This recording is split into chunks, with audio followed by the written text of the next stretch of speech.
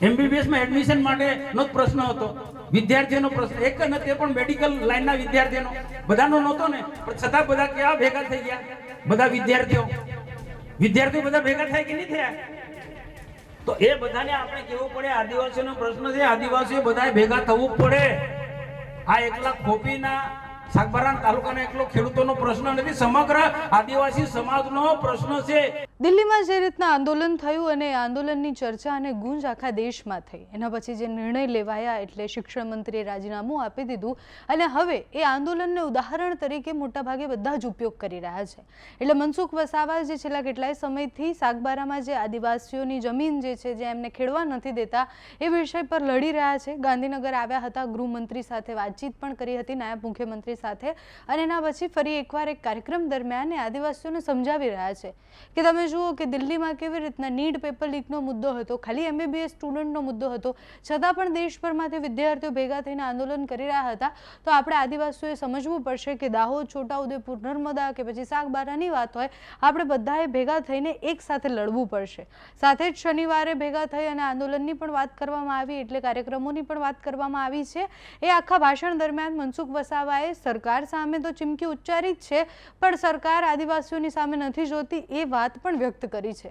સાગબારાના આદિવાસી ખેડૂતો માટે છેલ્લા કેટલાય સમયથી બોલી રહ્યા છે. અમે વિસ્તારથી એમના સાથે વાતચીત કરી હતી કે આ મુદ્દા ઉપર તમે લડી રહ્યા છો, પણ સરકાર તમારી જ છે, તો પછી સરકાર કેમ નથી સાંભળતી? તો એમણે પણ કહ્યું કે હું બધા જ નેતાઓ સાથે વાતચીત કરી રહ્યો છું, મંત્રીઓ સાથે વાતચીત કરી રહ્યો છું. ડેડિયાપાડા, સાગબારા અને એની આસપાસના જેટલા પણ ખેડૂતો છે, આદિવાસી ખેડૂતો છે, એમની માટે હું લડતો રહીશ, એમને જમીન ખેડવા દેવી જોઈએ, એ વાત પર કરવામાં આવી હતી. હવે શનિવારે જોવા જેવી થશે એવું કહી દેવામાં આવ્યું છે. મનસુખ વસાવાએ એ કોકરોચ જનતા પાર્ટીના કરેલા આંદોલનની વાત કરી, દિલ્હીમાં જે રીતના બધા વિદ્યાર્થીઓ ભેગા થયા હતા એની વાત કરી, અને આદિવાસીઓને કહ્યું છે કે હવે આપણે એક થઈને લડવું પડશે. તો સાંસદ મનસુખ વસાવાએ શનિવારે જોવા જેવી થવાની છે વિષય પર શું કહ્યું છે, આદિવાસીઓને એક થવા માટે શું કહ્યું છે, તે સાંભળો. ડેડિયાપાડાના લોગો ઉપર ભેગા થવું પડશે.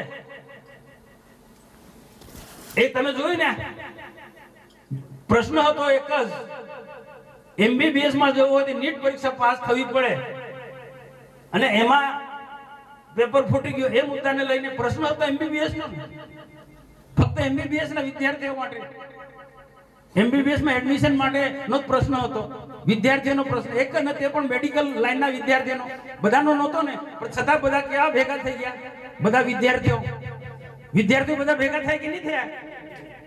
તો એ બધાને આપણે કેવું પડે, આદિવાસીઓનો પ્રશ્ન છે, આદિવાસીઓ બધા ભેગા થવું પડે. આ એકલા ખોપીના સાગબારા તાલુકાના એકલો ખેડૂતોનો પ્રશ્ન નથી, સમગ્ર આદિવાસી સમાજનો પ્રશ્ન છે.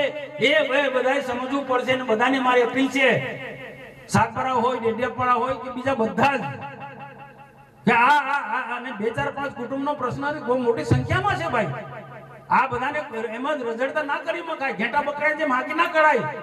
ફોરેસ્ટ વાળા સમજી લો તો સમજી લે, આવી રીતના બહુ આવી બરોબર નથી.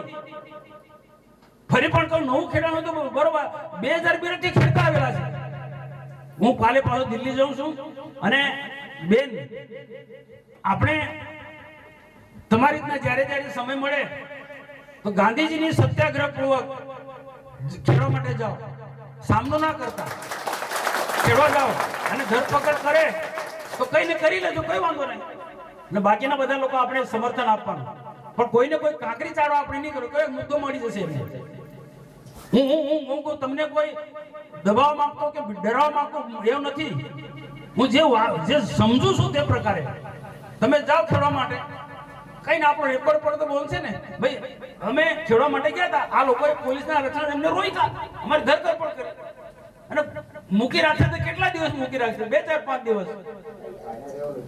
પણ આઝાદીની લડાઈમાં પણ ગાંધીજી જેવા બધા મોટા જેલમાં જવું પડ્યું હતું ને. આપણે મારી વાત તમે ખ્યાલ સમજી ગયા ને, અટકવાનું નહીં આ કાર્ય. નિરંતર હું મીડિયા સમક્ષ કહું છું, હું દિલ્હી ના હોતો હું તમારા સાથે ખેડવા આવતો. હું દિલ્હી ના ગયો હોત તો હું તમારી સાથે, અને આ ચાલુ રાખો. આપણો પ્રક્રિયા એમનો વિષય છે, આપણો વિષય છે ને. આ મીટિંગ મેં એટલા માટે જ રખાવી છે, અને હું ફોરેસ્ટ વિભાગના અધિકારી કે ફોરેસ્ટ વિભાગને હું અપીલ કરું છું કે ન્યાય કરો. તમે ન્યાયના દેવતાઓ છો, ન્યાયની રીતના થાય. આ આદિવાસી છે, તે આદિવાસી છે, એ વર્ષોથી ખેડે છે, અમે વર્ષોથી ખેડે છે, 2 વર્ષ પહેલા અમે ખેડે છે.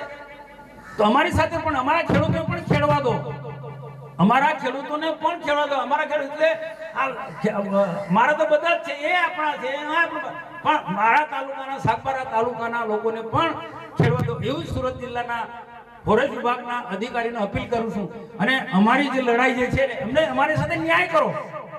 તમે આ પદ પર બેઠા છો, જે પણ ફોરેસ્ટ વિભાગના જે પણ વડામાં આવતા, મારો ઉલ્લેખ નથી કરવો, પણ ફોરેસ્ટ વિભાગની અંદર જે પણ વડા આવતા હોય એમાં બધાની જ અપીલ છે, અમારી સાથે ન્યાય કરો. સાગબારાના ખેડૂતોની સાથે ન્યાય કરો. ન્યાય નહીં મળે ત્યાં સુધી આ લડત અમારી ચાલુ રહેવાની છે. અને મારા બધા ખેડૂતોને મારું સંપૂર્ણ સપોર્ટ છે. ને એવું એટલું નહીં, સાગબારા તાલુકાના ભારતીય જનતા પાર્ટીના બધા લોકો આગેવાનો પણ આ ખોપી અને નાલ અને 12 જેટલા ગામોના ખેડૂતો જે જંગલની જમીન ખેડે છે એ એમની સાથે બધા જ લોકો છે. અને આવનારા દિવસોમાં ડેડિયાપાડા તાલુકો પણ તમારા આમના સમર્થનમાં આવશે. તો આ જે લડાઈ અહિંસક લડાઈ રહેશે. અને મારું પાર્લામેન્ટ પૂરું થયા પછી નેતૃત્વ લઈ ત્યાં ખેડવા માટે હું આવીશ.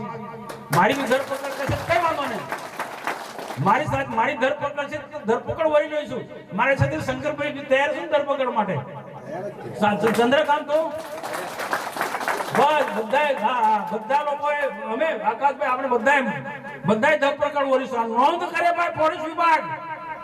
આ ફક્ત ખોપીના 12 ગામો એકલા નથી, એની સાથે આખો આદિવાસી સમાજ છે. સાગબારા તાલુકો, ડેડિયાપાડા તાલુકો, ચિત્તર તાલુકો ને બધા તાલુકાના એમની સાથે છે. એટલે ન્યાય કરો. અમારી સાથે કોઈની સાથે લડાઈ નથી, કોઈને મારવા નથી, કોઈની, પણ અમે ન્યાય માંગે છે, અમારો હક માંગીએ છે. ને હક મળશે.